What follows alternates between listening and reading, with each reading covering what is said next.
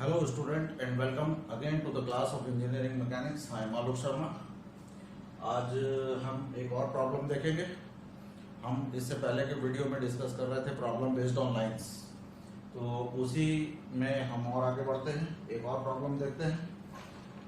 तो problem based on lines में एक प्रॉब्लम यहाँ बोर्ड में लिखा हुआ है, देखिए आप। एक रॉड है, रॉड ए बी।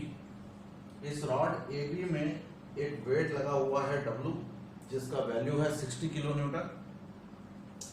इस रॉड को एक रोप से टिल्ट किया हुआ है। ये रॉड को थोड़ा खींच के रखा हुआ है ऊपर की तरफ एक रोप से, और ये रोप जो है वो एक पुली से पास हो रहा है। ठीक है, इस पुली में एक फोर्स है P। ठीक है, पुली में एक फोर्स लगा हुआ है P। दूसरा डेटा जो दिया है वो ये है कि रॉड ए बी का लेंथ है 5 मीटर, और पुली और नीचे में एक हिंज है जहां पर रॉड फिट किया हुआ है। इन दोनों के बीच का डिस्टेंस है 6 मीटर। ठीक, तो ओवरऑल डेटा पे एक और नजर डालें। ये हाइट है 6 मीटर, ये लेंथ है 5 मीटर, ये वेट है 60 किलो न्यूटन। मतलब 3 डेटा है अभी हमारे पास। इन 3 डेटा से अच्छा, एक एंगल यहाँ पर दिया हुआ है थीटा, जिसका वैल्यू नहीं गिवन है, लेकिन ये थीटा एंगल एक अननोन वैल्यू में ये गिवन वैल्यू है, समझ लीजिए। ठीक है, तो अब हम आगे बढ़ते हैं।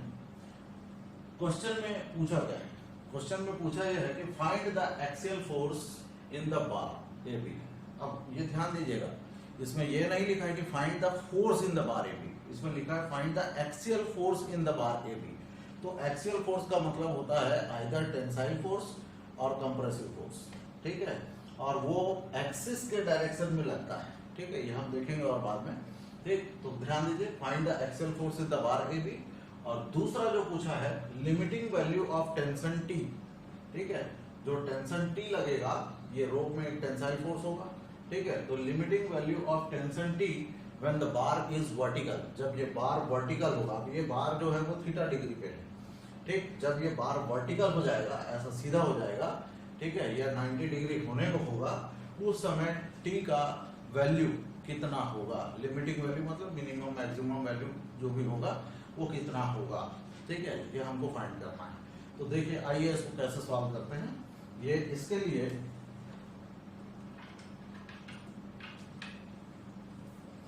हम एक छोटे से कंस्ट्रक्शन से स्टार्ट करेंगे।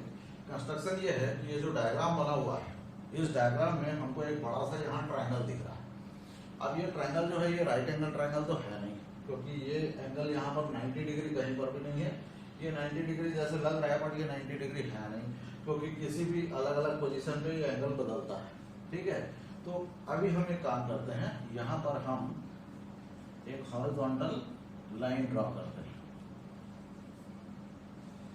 ठीक है, एक हॉरिजॉन्टल लाइन ड्रॉ करते हैं, और ये जो पॉइंट हमको मिला, इस पॉइंट का नाम रख देते हैं पॉइंट डी। ठीक, तो अभी हमारे पास ये दो, ठीक है, तो हमने एक हॉरिजॉन्टल लाइन बनाया। ये हॉरिजॉन्टल लाइन जो है ये पॉइंट डी में यहाँ पर मीट करता है। ठीक, तो लाइन बी डी बनाने के बाद हमारे पास दो ट्रायंगल हो गया, एक ऊपर में ट्रायंगल, एक नीचे में ट्रायंगल। ये दोनों ट्रायंगल जो है ये राइट एंगल ट्रायंगल है। अब ये राइट एंगल ट्रायंगल है, हम यहाँ पर ऐसे मार्क कर देते हैं, these are right angle triangles. ठीक है, अब राइट एंगल ट्रायंगल बनने के बाद अब हमें क्या करना है कि इसमें डिस्टेंस को मार्क करते हैं। ठीक है, तो डिस्टेंस कितना होगा आप ये ध्यान दीजिए। ये ट्रायंगल है ए बी डी, तो मैं यहाँ लिखता हूं कि in triangle A B D, इस ट्रायंगल में ए बी डी में ये जो एंगल है ये एंगल थीटा होगा। ठीक है, ये एंगल थीटा होगा, और ये एंगल थीटा होगा अगर, तो इस ट्रायंगल में जो cos थीटा का वैल्यू होगा वो कितना हो जाएगा, cos theta is equal to B D upon A B, B D upon A B. इससे क्या निकलता है कि B D is equal to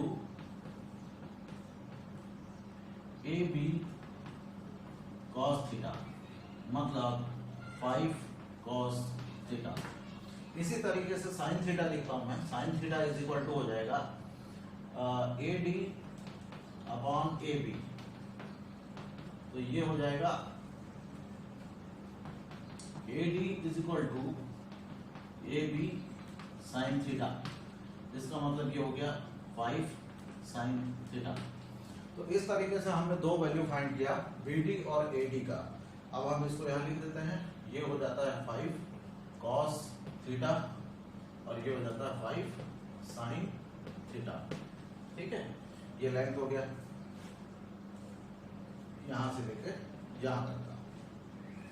ठीक, तो ये जो ऊपर का बचा लेंथ, रिमेनिंग लेंथ जो है, ये कितना हो जाएगा? दिस हो जाएगा 6 minus 5 sine theta. 6 minus 5 sign theta. ठीक है, तो अभी ये शुरुआत में हम सबसे पहले ये वर्कआउट करके रख लेंगे, इसके बाद अब हम आगे बढ़ेंगे। तो अब हम आगे बढ़ते हैं जब, तो हमने ये देखा कि क्वेश्चन में पूछा हुआ है find the axial force in the bar AB। ठीक है, axial force in the bar AB। तो एक्सियल फोर्स मतलब यहाँ पर पॉइंट A और B दोनों जगह से जो फोर्स लगता है उसको बोलते हैं एक्सियल फोर्स, मतलब आइदर टेंसाइल और कंप्रेसिव। ठीक है, उसको हम यहाँ पर इंडिकेट करेंगे। वो इंडिकेट ऐसा होगा कि एक रिएक्शन हमको मिलेगा RA नाम का। ये रिएक्शन जो है पॉइंट A में लगेगा। क्यों मिलेगा रिएक्शन? क्योंकि वहां हिंज है। हिंज है तो एक रिएक्शन होगा, और ये हिंज से जो रिएक्शन मिलेगा वो एक्सिस के डायरेक्शन में होगा और वो पॉइंट B से पास होगा। ठीक है, पॉइंट B से पास होगा, तो इसको बोलते हैं axial force in the bar AB। ठीक, इसके अलावा हम देख रहे हैं कि ये जो रोप लगा हुआ है, इस रोप में एक टेंशन फोर्स T होगा। ठीक है, जो कि P के बराबर होगा। P और T एक ही चीज है। ठीक है, अभी फिलहाल यहाँ पर T और P एक ही चीज है, ये टेंसाइल फोर्स है रोप का। ठीक, तो इस तरीके से हमने RA, P और W, हमने देखा कि ये पॉइंट B में तीन फोर्स लग रहे हैं, RA, P और W। तो अगर अब मैं जाऊं कि for equilibrium of point B, point B के इक्विलिब्रियम को अगर मैं कंसीडर करूं, क्योंकि पूरा सिस्टम इक्विलिब्रियम में है, तो पॉइंट B इक्विलिब्रियम में है, तो पॉइंट B का इक्विलिब्रियम अगर मैं कंसीडर करता हूं, तो यहां पर इक्विलिब्रियम के लिए फोर्सेस का डायरेक्शन दिखाने के लिए मैं एक फोर्स डायग्राम ड्रॉ करता हूं कि RA जो जा रहा है वो राइट हैंड साइड अप जा रहा है, T जो जा रहा है वो लेफ्ट साइड अप जा रहा है, और वेट जो है वो वर्टिकली डाउनवर्ड जा रहा है। ठीक है, तो इस तरीके से हम RA, T और W मार्क कर दिए। अब मेन चीज है एंगल। जो एंगल है वो कितना होगा, क्योंकि हमको तो रिजॉल्व करके सॉल्व करना पड़ेगा या लामी लगाना पड़ेगा। ठीक है, तो अभी यहाँ पर मैं RA का एंगल देखता हूँ। RA का एंगल विथ हॉरिजॉन्टल है थीटा, तो RA का एंगल मैं यहाँ मार्क कर देता हूँ विथ हॉरिजॉन्टल थीटा। ठीक है, और T का एंगल जो है वो T का एंगल मुझे पता नहीं, T का एंगल पता नहीं है, तो हम एक काम करते हैं, यहाँ पर लिख लेते हैं कि let angle of T B 5। ठीक है, ये एंगल हमें पता नहीं है, तो ये हमने यहाँ पर एक एंगल लिखा 5। ठीक है, अब ये एंगल मिल जाने से मैं कम से कम इक्वेशन लिख सकता हूँ। इक्वेशन लिखने की पोजीशन में आ गया, तो अब मैं इसको सॉल्व करता हूँ। Sigma fx equal to 0, sigma fy equal to 0, ये अप्लाई करता हूँ। तो बाई रिजोल्यूशन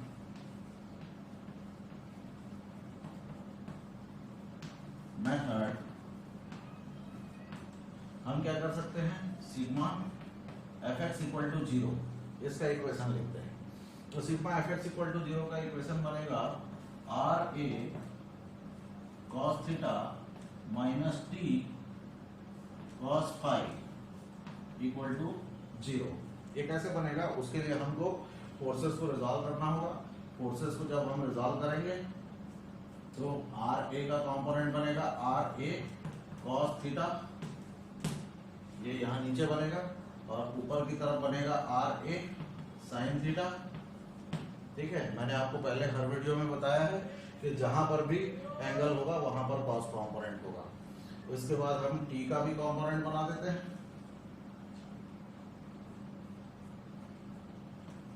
टी का कॉम्पोनेंट बनेगा टी साइन फाई और टी कॉस फाई। ठीक है, इस तरीके से हमने कंपोनेंट बनाया। कंपोनेंट बनाने के बाद हमने इक्वेशन लिख दिया सिग्मा एफएक्स का। अब हम लिखते हैं सिग्मा एफवाई का इक्वेशन। तो सिग्मा एफएक्स के इक्वेशन को थोड़ा सा और ठीक कर लूं मैं। T cos phi is equal to R A cos theta. This is my equation number 1। ठीक है, दूसरा इक्वेशन लिखता हूं मैं sigma F Y equal to 0। Sigma F Y equal to 0 में इक्वेशन बनेगा R A sine theta plus T sine phi minus W equal to 0। ठीक है, और डब्ल्यू का वैल्यू जो है वो 60 है, 60 किलो न्यूटन। ठीक, तो अब मैं इस इक्वेशन को मॉडिफाई करके लिखता हूं।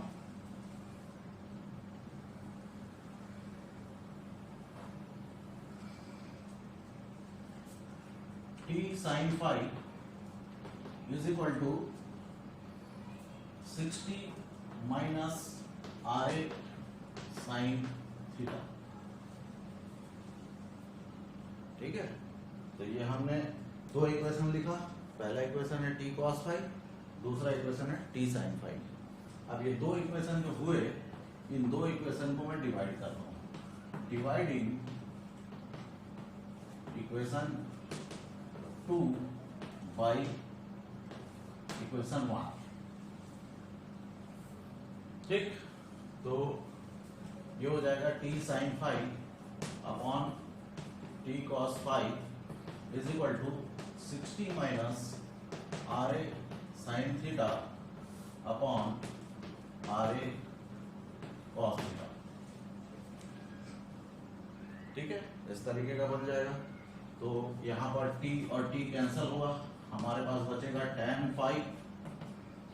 ठीक है, tan फाई और tan phi is equal to हो गया 60 minus R A sine theta upon R A cos theta. इसको मैं इक्वेशन नंबर 3 लिख लेता हूं। ये वो इक्वेशन है जिससे आप फाई एंगल कितना होगा पता लगाते हैं। देखिए, क्वेश्चन में थीटा गिवन वैल्यू है। ठीक है, भले उसका न्यूमेरिकल वैल्यू नहीं दिया हुआ है, लेकिन theta is a given value और फाई जो है वो हमने अज्यूम किया था। ठीक है, तो हमने जो अज्यूम किया वो होगा कितना, वो आप इस इक्वेशन से कैलकुलेट कर सकते हैं। अगर आपको थीटा गिवन हो तो आप यहाँ से कैलकुलेट कर सकते हैं कि फाई कितना होना चाहिए। ठीक है, तो अब और आगे बढ़ते हैं। अभी भी देखिए ये अननोन है क्योंकि यहाँ पर आर ए पता नहीं है और थीटा क्वेश्चन में वैसे भी गिवन नहीं है। ठीक है, उसका न्यूमेरिकल वैल्यू गिवन नहीं है। तो अब हम एक काम और कर सकते हैं। हमारे पास अगेन इक्वेशन नंबर 1 और इक्वेशन नंबर 2, इसको दोबारा से आप देखिए। अब हम एक काम करते हैं, again squaring and adding equation number 1 and 2। अगर आप इक्वेशन नंबर 1 और 2 को स्क्वायर करके ऐड करते हैं तो इसमें कुछ आपको मिलेगा। क्या मिलेगा देखो, T cos phi whole square plus T sine phi whole square is equal to R A cos theta whole square plus 60 minus R A sine theta whole square.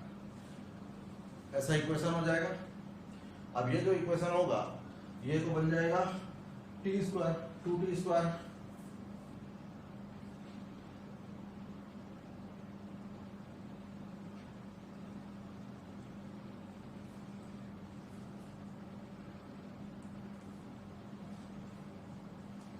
T square है, केवल टी स्क्वायर बनेगा। तो T square is equal to ये बन जाएगा R A square cos square theta plus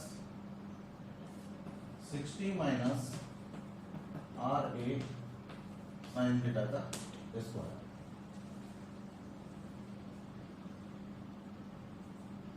ठीक है, तो एक इक्वेशन हमारे पास ये टी का इक्वेशन बन के आया।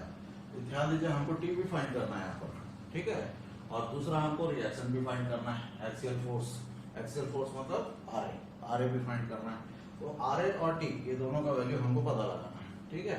तो अब हम एक काम करते हैं, ये दो इक्वेशन हमने यहाँ पर बना के रख लिया, ठीक है। अब इक्वेशन बनाने के बाद अब मैं आता हूँ यहाँ पर एक ऊपर वाला जो ट्रायंगल है, देखो नीचे वाला ट्रायंगल हमने यूज किया था साइन थीटा और कॉस थीटा निकालने के लिए। अब ऊपर वाला जो ट्रायंगल है, इस ऊपर वाले ट्रायंगल में कौन सा ट्रायंगल है, सी डी बी।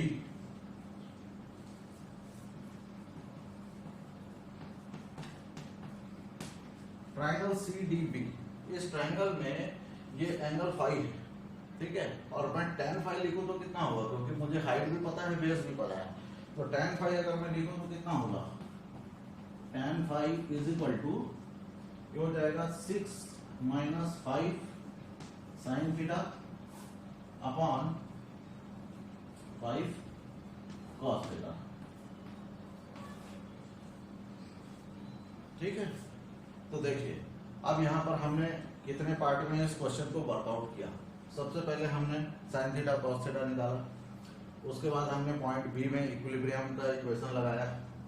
इक्विलिब्रियम के इक्वेशन लगा के हमने टी cos फाई और टी sin फाई निकाला, ठीक है। इसके बाद यहाँ से हमने दोनों को डिवाइड करके tan फाई निकाला, ठीक। तो ये एक पार्ट यहाँ खत्म हो गया। इसके बाद दूसरे पार्ट में हमने क्या किया, स्क्वायर किया, ऐड किया, स्क्वायर और ऐड करके हमने टी स्क्वायर निकाला। तो ये एक दूसरा पार्ट खत्म हो गया, ठीक है। इसके बाद हम तीसरे पार्ट में जाते हैं, फिर हम ये ऊपर वाला ट्रायंगल लेते हैं और ऊपर वाले ट्रायंगल से हम tan फाई लिखते हैं, ठीक है।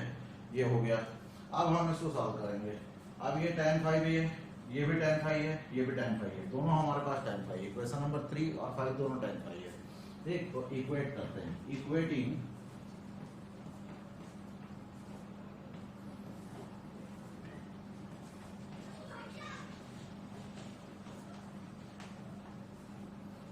Equating 3 and 5 and solve.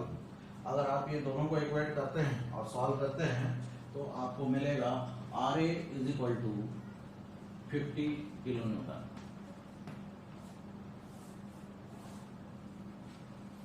ठीक है। ये अभी मैं यहाँ सॉल्व करके नहीं दिखा रहा हूँ, ये इजी है। आपको ये वाला वैल्यू यहाँ रख देना है और इक्वेशन को सॉल्व करना है, ठीक है। तो जब आप सॉल्व करोगे तो बहुत ही सिंपल सा है, आर ए का वैल्यू अलग से निकल के आ जाएगा। आपको ये चिंता करने की जरूरत नहीं है कि यहाँ पर साइन थीटा और कॉस थीटा नहीं दिया हुआ है, वो कैंसिल हो जाएगा, ठीक है। और आर ए का न्यूमेरिकल वैल्यू 50 निकल के आ जाएगा। तो इस तरीके से आर ए का वैल्यू आपको मिलेगा 50 किलो न्यूटन।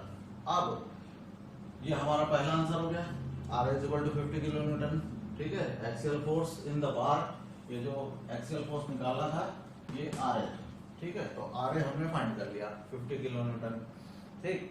इसके बाद हम एक काम करेंगे, इस 50 किलो न्यूटन के वैल्यू हम यूज करेंगे और यूज करके हम ये limiting value of T find करेंगे।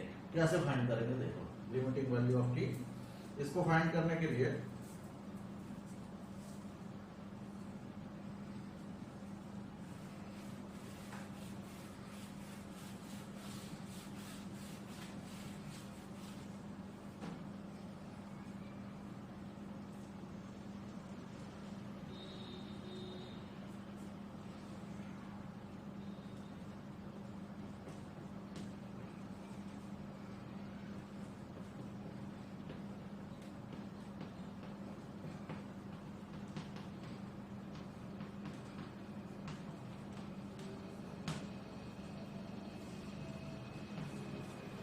जो इक्वेशन नंबर 4 दिख रहा है, इस इक्वेशन नंबर 4 में मैं थीटा का वैल्यू 90 और आर ए का वैल्यू 50 पुट करूंगा। ऐसा क्यों, क्योंकि आर ए का तो फिक्स वैल्यू आ गया 50 किलो न्यूटन, ये चेंज नहीं होगा, ये कांस्टेंट वैल्यू है।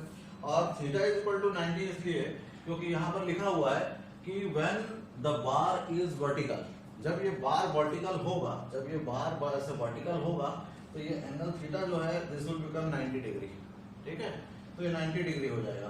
तो इसीलिए जब थीटा का वैल्यू 90 होगा और आर ए का वैल्यू 50 किलो न्यूटन होगा, उस केस में टेंशन टी कितना होगा ये हमसे पूछा गया है, ठीक है। तो उस केस में टेंशन टी का वैल्यू हम पुट करते हैं, तो this will become T square is equal to R A 50 into cos 90 का होल स्क्वायर और प्लस 60 माइनस 50 साइन 90 का होल स्क्वायर। ठीक, अब cos 90 इक्वल टू 0 होता है, तो ये पहला वाला टर्म 0 हो गया, और दूसरा वाला टर्म जो है दिस इज 60 और sin 90 इज 1, तो ये हो गया 60 माइनस 50 मतलब ये tan का स्क्वायर। ठीक, तो इस तरीके से ये t का वैल्यू निकला 10 किलो न्यूटन।